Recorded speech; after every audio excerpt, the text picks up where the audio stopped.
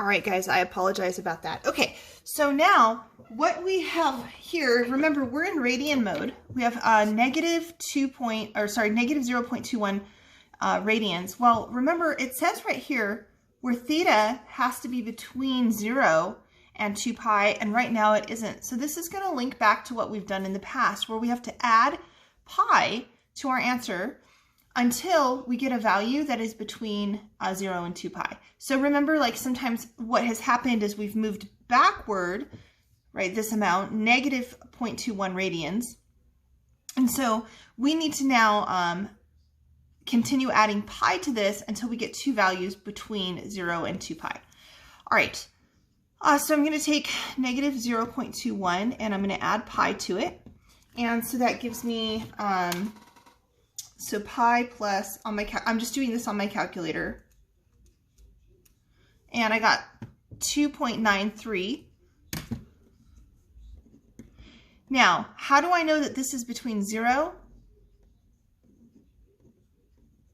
and 2 pi? Well, I can convert this back into pi, right, by dividing by pi here, because pi is kind of hidden in this answer. So I'll divide it by pi.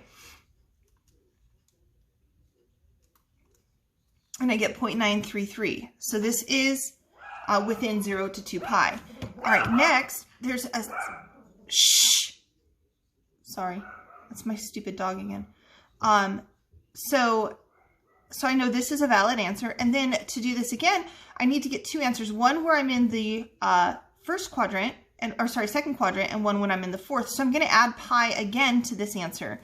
So I'm going to take my answer, which was 2.93, and I'm going to add pi again. And I keep doing this until I get both of my solutions.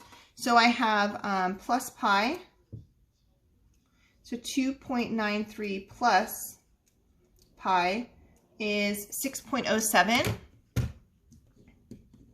And again, I need to verify that it's between 0 and 2 pi, so I can divide by pi to make sure that it is, and it is between 0 and 2 pi. It's 1.93, which is almost 2 pi. So again, what I did, I didn't show this step, but I'm verifying that it's between 0 and 2 pi. So I take 2.93 and I divide it by pi.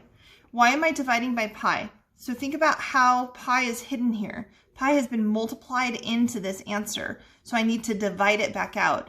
And this gave me 0.933, which is almost 1 pi. Almost pi, right? 0.933 is almost 1.